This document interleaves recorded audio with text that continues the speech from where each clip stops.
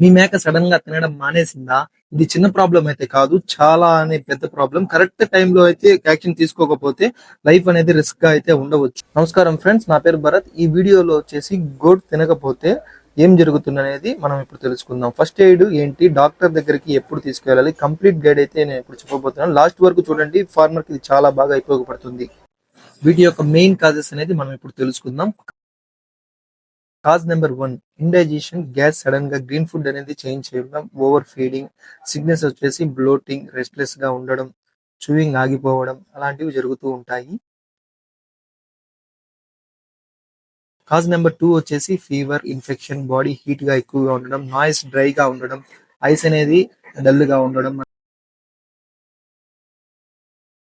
Cause number 3 వచ్చేసి worm infection, weight loss, gums pale గా ఉండడం, స్లోగా ఈటింగ్ చేయడం, తినడం మానేయడం అలాంటివి జరుగుతూ ఉంటాయి. కాజ్ నెంబర్ 4 వచ్చేసి mouth problems, mouth sores, teeth issues, దుర్లింగ్స్ ఇలాంటివి. కరెక్ట్ కాజ్ మనము ఐడెంటిఫై చేయడం అనేది చాలా ఇంపార్టెంట్ ఫ్రెండ్స్.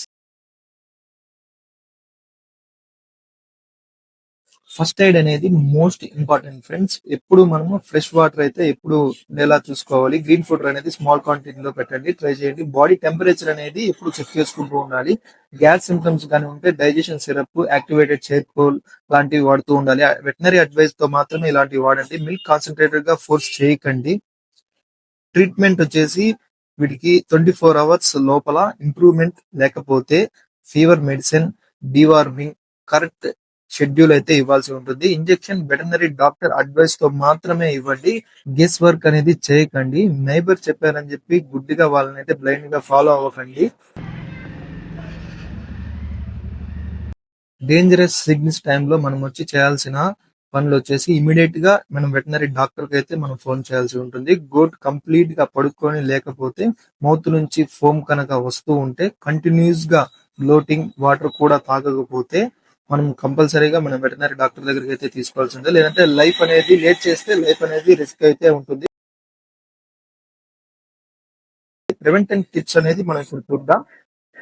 ఫీడ్ అనేది చేంజ్ స్లోగా చేయాలి. రెగ్యులర్ గా మనము డీవార్మింగ్ అనేది ఇచ్చుకుంటూ ఉండాలి. క్లీన్ వాటర్ లాంటి స్ట్రెస్ అనేది అవాయిడ్ చేసుకుంటూ ఉండాలి. ఈ వీడియో కనుక మీకు యూస్ఫుల్ గా అనిపించా లైక్ చేయండి, షేర్ చేయండి. మీ గుడ్ ప్రాబ్లమ్ ని కామెంట్ సెక్షన్ లో అయితే కామెంట్ చేయండి.